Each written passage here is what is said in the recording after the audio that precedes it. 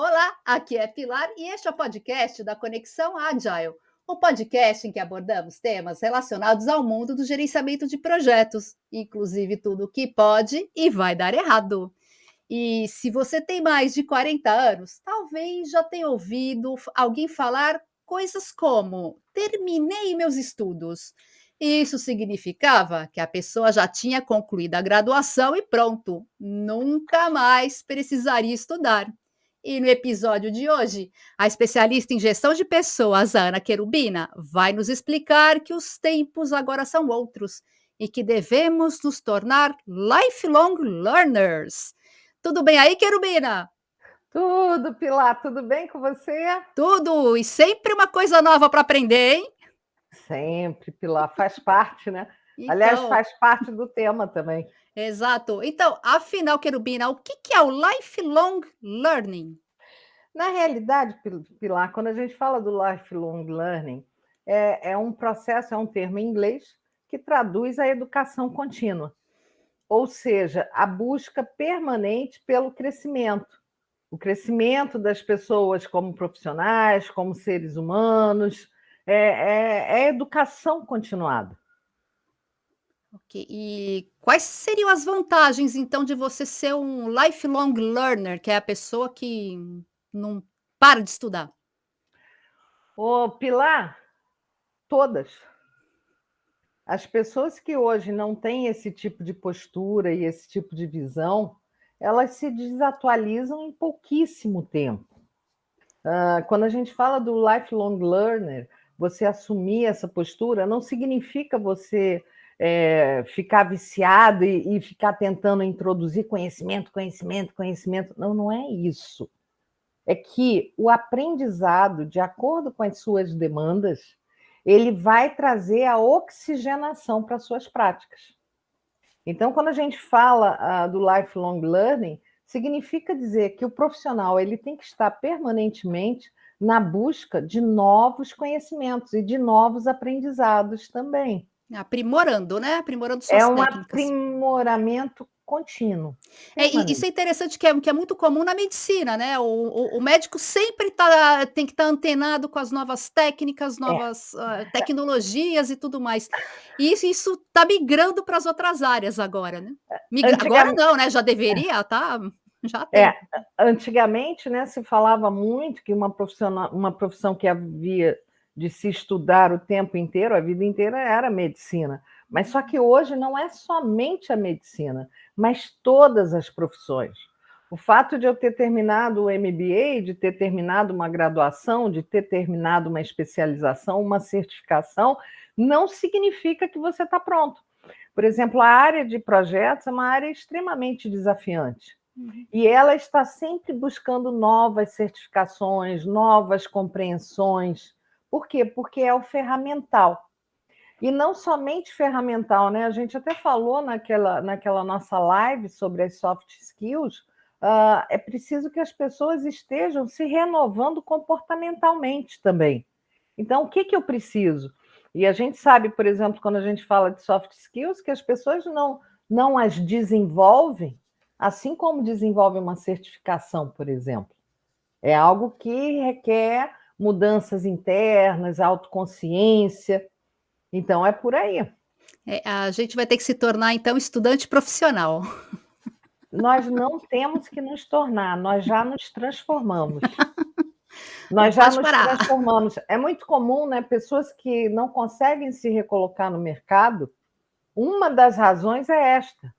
As pessoas dizem assim: eu não consigo me recolocar porque o mercado está difícil. Não, os RHs das empresas estão abarrotados de vagas, mas poucos são aqueles que conseguiram se atualizar para poder oferir aquele resultado. Então, será que o Hum. problema está no mercado ou o problema está nas competências que você não percebeu que precisava desenvolver? Uhum. E como é que a pessoa descobre? Por exemplo, vamos supor, eu sou um profissional, tenho 45 anos de idade, fiz faculdade, fiz uma pós-graduação, mas faz uns 15 anos que eu não faço mais nada. Como é que eu É, devo onde eu tenho que procurar, quais são as onde eu devo procurar para aprender? O que que eu tenho que descobrir, É, que eu tenho que saber? Pilar, a primeira coisa é o norte. As pessoas precisam saber para onde elas estão indo, o que que elas buscam, o que que elas têm como meta. Se as pessoas não têm essa meta, se elas estão reféns do mercado, certamente elas terão maiores dificuldades. A gente tem algumas referências que são muito interessantes e que é simples, é uma questão de observação. Por exemplo, quais são os tipos de competências que estão sendo requeridas para as novas vagas? Uhum. É Isso isso é basta importante. você Vai lá no LinkedIn, dá uma olhada nas vagas, vai né, o que que lá eles no estão pedindo, né? LinkedIn, dá uma olhada nas vagas. Uhum. O quanto eu estou ultrapassado e o que que eu preciso desenvolver. Caramba, nem sabia que tem essa certificação, eu nem sabia que estavam demandando. Esse é um dos caminhos. O outro caminho, ele está atrelado às metas. Aquilo que você se propõe para crescimento. Você tem como proposta de crescimento. Na realidade, quando a gente fala do lifelong learning, é um processo de crescimento contínuo. Mas ele não pode ser um processo de crescimento, né? Como antigamente as pessoas faziam 10 faculdades. O que que aquilo ali ia levar? Ele precisa ser um processo de crescimento contínuo, mas também alinhado a objetivos. Se ele não tiver objetivos, nós vamos desperdiçar tempo, recursos financeiros e mais do que isso, nós não vamos alcançar os objetivos. Já vi muitas pessoas que terminaram, por exemplo, MBA e disseram: não consegui me recolocar. Mas, claro, porque é um conjunto. Hoje, essa nossa multidisciplinaridade como profissionais ela é muito grande. Então, não dá para pensar que simplesmente porque eu fiz um curso eu estou pronto. Eu preciso praticar, porque as organizações elas exigem competência. Então, é o aprendizado que eu preciso aplicar no dia a dia para se transformar em competência. Como manter o lifelong learning? Porque, assim, a gente trabalha o dia inteiro, aí chega em casa cansado, ou tá o dia inteiro em casa, né, com a pandemia, a gente está preso dentro de casa. Onde? Como? Pilar também é simples, se estruturando, se organizando. Tudo na vida é uma questão de planejamento e organização. Às vezes as pessoas acham que para se atualizar elas precisam fazer cursos longos, isso não é verdadeiro. Curso longo e caro, né. "Ah, vou pagar Caros, R$ 10.000 cada nessa pós-graduação lá no isso, MIT". Então, cada vez mais a gente pode se atualizar, que seja em lives, não lives que as pessoas se vendem mais do que qualquer coisa, metade da live você foi lá e não pegou nada. Elas podem se atualizar por meio de lives, por meio, eu diria a você que o compartilhamento do conhecimento hoje, ele faz parte da nossa sociedade em rede. Então, esta sociedade tem muito insumo para quem quer aprender. Para você aprender, você pode ler um artigo, você pode buscar canais que te interessem e que ali você possa ir se atualizando. O LinkedIn também é uma grande forma de atualização, né? Mas tudo depende da rede do indivíduo. Se ela for uma rede pobre, o que eu chamo de uma rede pobre? É aquela rede onde as pessoas têm relacionamentos que não agregam. uhum. Então, buscar relacionamentos que agreguem em termos de inovação, em termos de práticas de projetos, em termos de comunidades. Sim, seguir gente que produza conteúdo, entrar em grupos, né, que distribuam Perfeito, conteúdo, que haja troca, né. perfeito, Pilar. Uhum. Então, acho que mesmo para as pessoas que não dispõem hoje de tantos recursos, elas não há justificativa para o não aprimoramento e para a Inclusive não no YouTube tem atualização. tanta coisa tem muita besteira no YouTube, mas também tem muita coisa boa, né. Tem muita coisa boa, tem muito trabalho sério, né, Pilar? Uhum. Tem muito trabalho sério. Então, a gente precisa entender que para que a gente seja um lifelong learner, a gente precisa, antes de tudo, ter atitude. Uhum. E não justificar o tempo inteiro que não tem tempo, que não consegue, que aquilo ali é algo que não funciona. Funciona, Então o mas lifelong learner não necessariamente vai ter que ir pra educação formal. Pode não, ele não. tá aprendendo A Durante o educa dia, vai ler um a e artigo, vai ver um Não tem vídeo. dúvida. A educação formal, ela faz parte. Uhum. O grande problema é quando a pessoa não consegue ter clareza nos seus objetivos.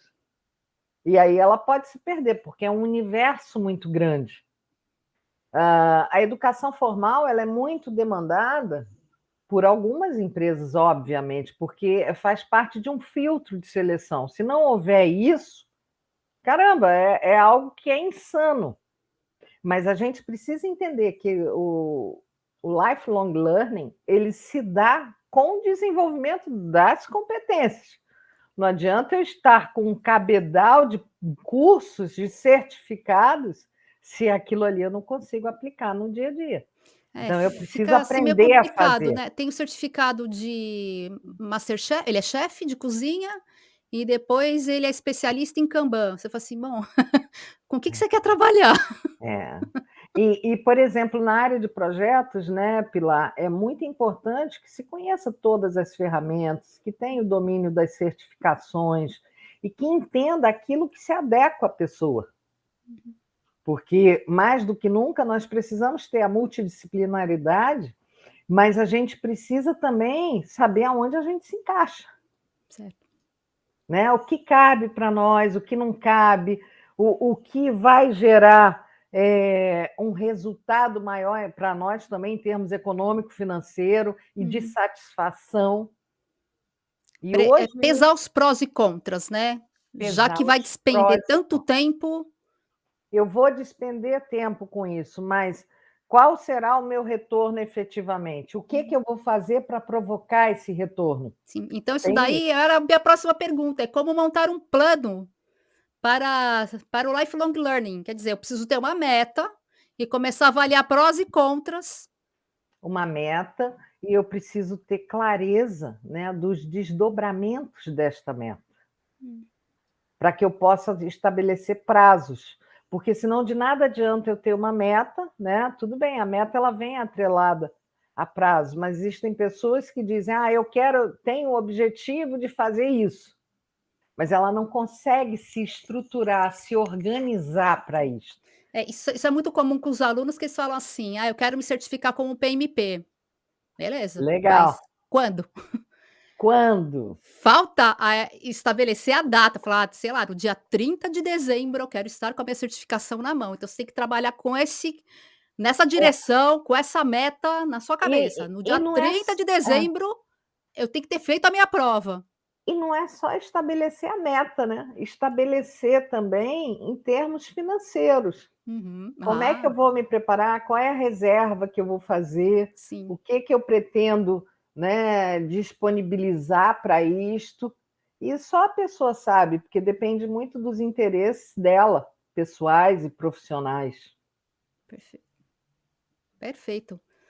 E você, Querubina, você é lifelong learner? Sempre, minha filha, sempre.